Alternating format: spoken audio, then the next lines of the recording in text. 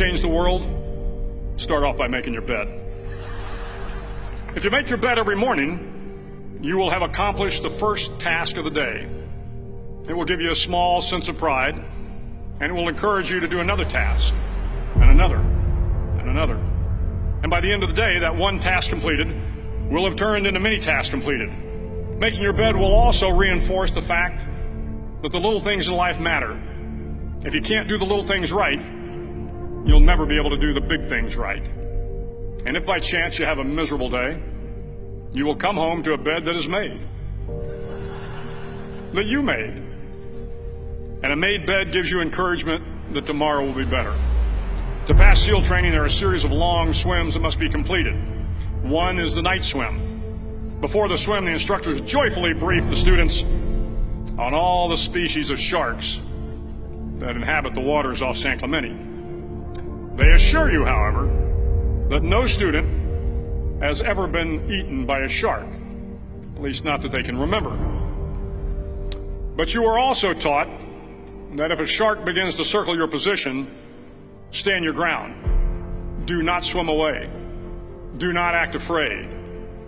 And if the shark, hungry for a midnight snack, darts towards you, then summons up all your strength and punch him in the snout, and he will turn and swim away. There are a lot of sharks in the world. If you hope to complete the swim, you will have to deal with them. So if you want to change the world, don't back down from the sharks. Over a few weeks of difficult training, my SEAL class, which started with 150 men, was down to just 42.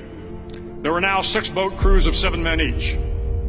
I was in the boat with the tall guys, but the best boat crew we had was made up of the little guys, the Munchkin crew, we called them.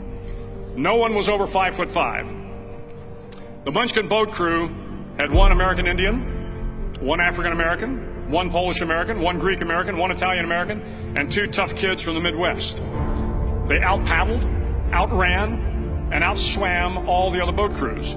The big men in the other boat crews would always make good-natured fun of the tiny little flippers the Munchkins put on their tiny little feet prior to every swim.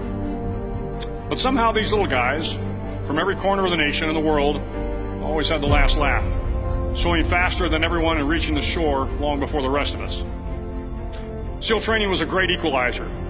Nothing mattered but your will to succeed, not your color, not your ethnic background, not your education, not your social status. If you want to change the world, measure a person by the size of their heart, not by the size of their flippers. The 9th week of training is referred to as Hell Week. It is 6 days of no sleep, constant physical and mental harassment, and 1 special day at the Mud Flats. The Mud Flats are an area between San Diego and Tijuana where the water runs off and creates the Tijuana Sloughs, a swampy patch of terrain where the mud will engulf you. It is on Wednesday of Hell Week that you paddle down to the Mud Flats and spend the next 15 hours trying to survive this freezing cold, the howling wind, and the incessant pressure to quit from the instructors.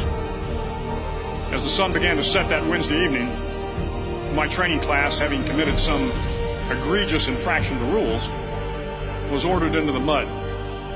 The mud consumed each man till there was nothing visible but our heads. The instructors told us we could leave the mud if only 5 men would quit. Only 5 men, just 5 men, and we could get out of the oppressive cold. Looking around the mud flat, it was apparent that some students were about to give up. It was still over 8 hours till the sun came up. 8 more hours of bone-chilling cold. The chattering teeth and the shivering moans of the trainees were so loud, it was hard to hear anything. And then one voice began to echo through the night. One voice raised in song. The song was terribly out of tune, but sung with great enthusiasm.